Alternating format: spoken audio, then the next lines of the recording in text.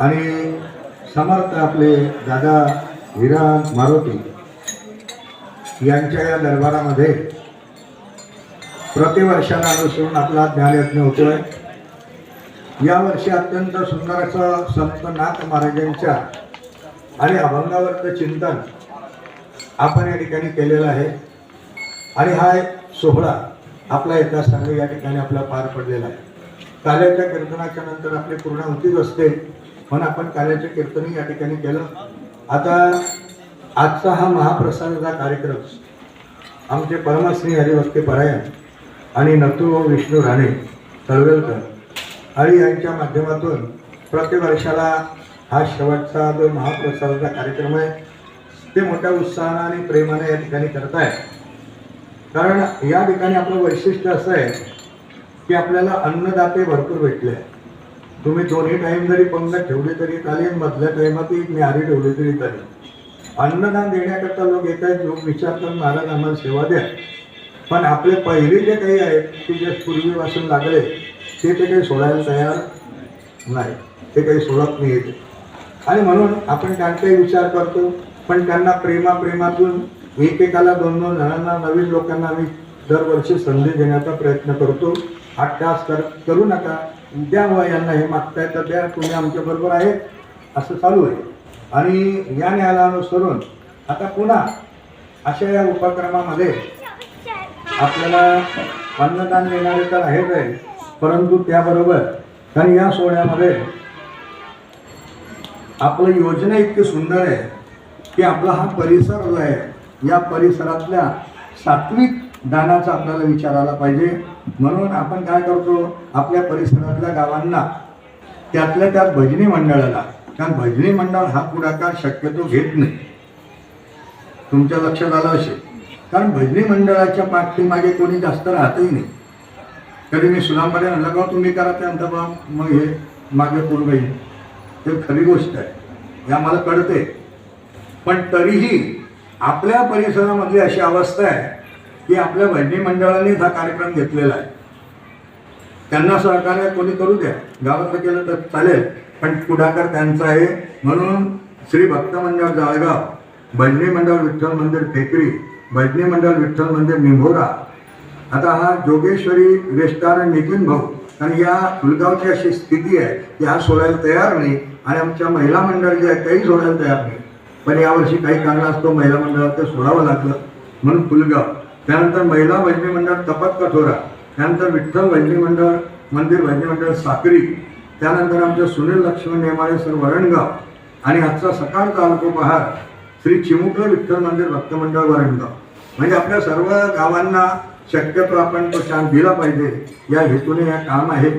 वैयक्तिक देणारे भरपूर आहेत, एकटा माणूस किती मोठी पंगत असली तर मला सांगणारे आहे, पण आम्हाला असं वातावरण तयार करायचं आहे की तुमचा थोडा खारीचा वाटा याच्यात असला पाहिजे, म्हणून हे चाललंय। आणि म्हणून त्यानंतर आजचा आपला हा महाप्रसाद आमचे नथुभाऊ विष्णुराणे तळवेलकर आहे, या सर्व अन्नदात्यांचं या ठिकाणी मी आमच्या मुक्ताई ज्ञानपीठाच्या माध्यमातून या ठिकाणी अभिनंदन करतो, त्यांचं स्वागत करतो आणि त्यांना धन्यवाद देतो। त्यानंतर आपल्याकडे जरी आपण म्हटलं आपण पावती भरत नाही, कोणाचा पैसा घेत नाही, काही नाही, पण तरी कार्य करण्याकरता धनाशिवाय काही कार्य होत नाही। म्हणून निस्पृह वृत्तीनं जे नामधारक आणि संतपूजन सेवा करणारे आहेत त्यांनी मला कायमस्वरूपी सांगितलं, मला कोणाकडे हात पसरू नका, आम्हाला सांगा, आम्हाला तुम्हाला जी रक्कम सांगायची असेल ती सांगा, त्यांच्याकडनं आम्ही जास्त पैसे घेत नाही। त्यांना दरवर्षी आम्ही सांगतो की फक्त तुम्ही 2100 रुपये द्या, 1300 रुपये द्या, एवढंच मागतो। 5 देणारे पण आम्ही घेत नाही त्याच्याकडनं। त्यांच्यामध्ये जे आम्हाला यावर्षी प्राप्त झालं ते सांगतो। सुरेश सोपान झोपे भुसावळ, श्री नितीन गंगाधर बाक्षे नागपूर, श्री महिला भजनी मंडळ फुलगाव, वैकुंठवासी नारायण रामा बराटे यांच्या स्मरणार्थ श्री राकेश वसंत चौधरी गांधीनगर गुजरात, रुपेश उद्धव जांभरे भुसावळ, विलास तुळशीराम नेते भुसावळ आणि सुभाष पुरुषोत्तम पाटील भुसावळ हे या नामधारक पूजा आणि संत पूजनाचे अधिकारी आहेत। त्यानंतर पत्रिका आणि बॅनर सौजन्य या ठिकाणी आम्हाला आमचं श्रीराम हनुमान मंदिर तळवेल यांच्याकडून आहे। त्यानंतर जलपान सेवा दरवर्षी आमचे श्री विनोद गणेश झोपे आणि यावर्षी पुन्हा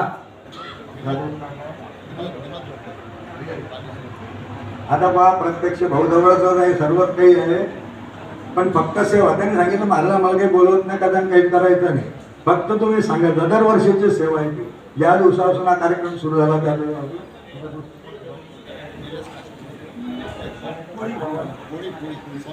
अजून एक तो सोनवणे दादा आहे, त्याला नाही म्हटलं तर त्याने म्हटलं मी तुम्हाला हे काम देतो. म्हणलं आमची योजना आहे, तरी तो आणतो. असू द्या, त्याचंही स्वागत आहे. कारण यांच्याकडनं ही जलपान सेवा आहे.